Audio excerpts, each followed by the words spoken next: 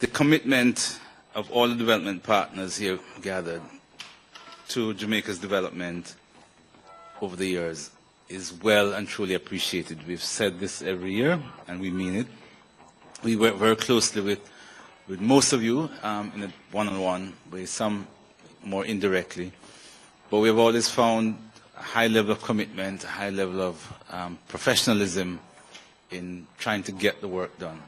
And the task is a very complex one, very difficult one sometimes. But in most instances, the task is made much easier because of the nature of the working relationship and the professionalism that we all enjoy. So I've really enjoyed my period working with all the partners. The tasks seem to get more complex, and sometimes you wonder if you're making enough progress. But believe me, you are making a contribution, and we have much more work to do. This year, as we all know, we've had a very extensive series of collaboration between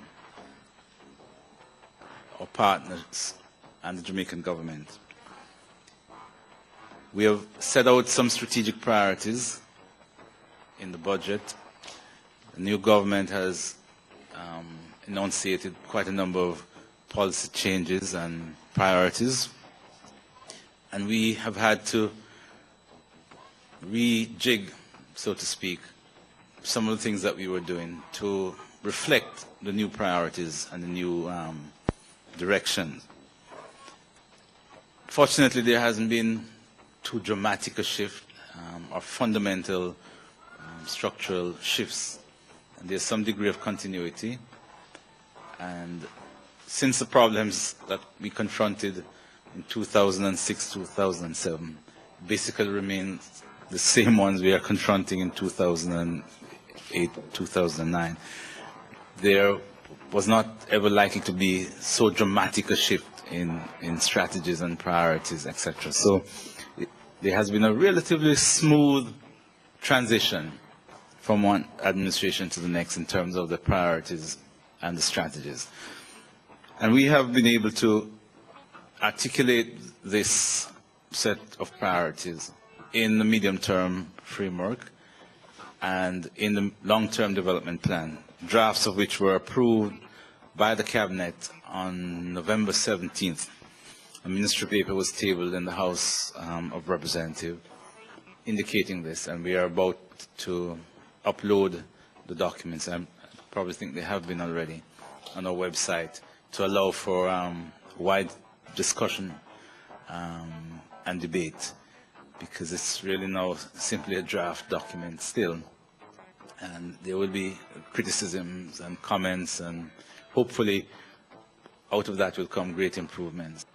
This coming year will be, to put it euphemistically and in a sense mildly, a challenging one,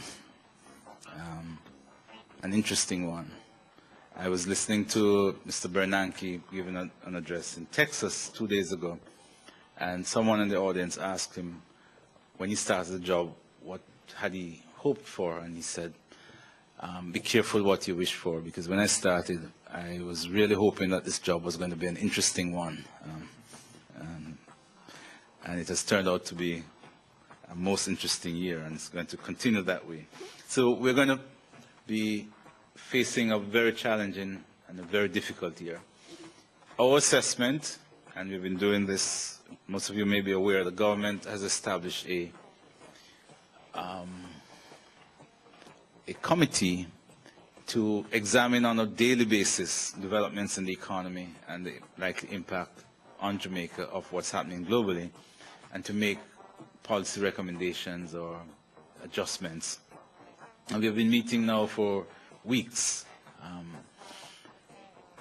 And one of the things we have concluded from all the analyses is that this problem is going to intensify in the coming months, because the problem has moved from being a financial crisis with some element of a currency crisis, where lots of currencies were devalued sharply, to now a full-scale economic crisis, because the real economy is now being threatened. And the likely impact is going to be severe. No one knows, and I say this with some degree of certainty. In fact, the only certainty I can give you this morning is that no one really knows how deep or how long the crisis is going to be. We expect that it will not be less than 18 months. Not less than. And the impact on individual countries, including Jamaica, will be dependent partly on internal decisions that are taken. But it is not wholly up to what individual countries will do, because it's a global crisis. But you can exacerbate your problem by making the wrong policy choices or doing the wrong things, so to speak.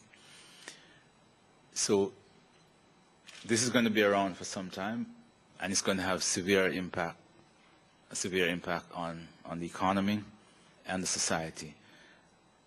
It's going to have an impact on the poorest and the most marginalized in the society. And it's going to have an impact on economic activity in terms of growth.